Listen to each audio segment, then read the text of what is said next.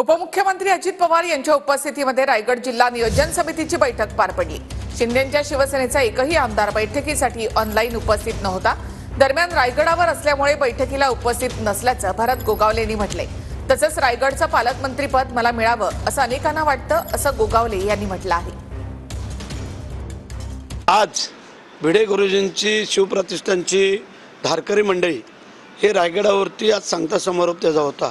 गेले 5 दिवस ते 7 तारखेपासून 11 तारखेपर्यंत माझ्या मतदारसंघामध्ये पायी चालत रायगडावरती आज त्याचा सांगता समारोप झाला आणि त्या सांगता समारोपाला मला हजर राहणं क्रमप्राप्त होतं म्हणून मी थांबलो होतो आणि म्हणून करता मी त्या मीटिंगला जाऊ शकलो नाही। त्या आमदारांना निमंत्रित नव्हते, फक्त आम्हाला 2 मंत्र्यांनाच निमंत्रित केलं होतं, परंतु मी ह्या अडचणीमुळे जाऊ शकलो नाही।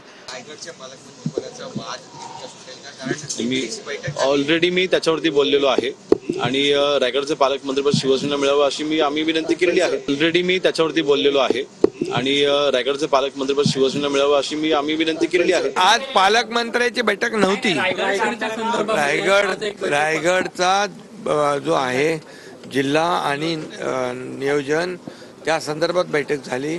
पालकमंत्र्याचा वाद देखील लवकर मिळेल। काय वाटतं हा पालकमंत्री जो रायगडचा जो तिढा आहे तो केव्हापर्यंत सुटेल, काय अंदाज? सांगितलं ना 2-3 दिवसात आता सुटायला पाहिजे। आपले बरेचसे जे गोगावले ते होतील आता होणं गरजेचं आहे।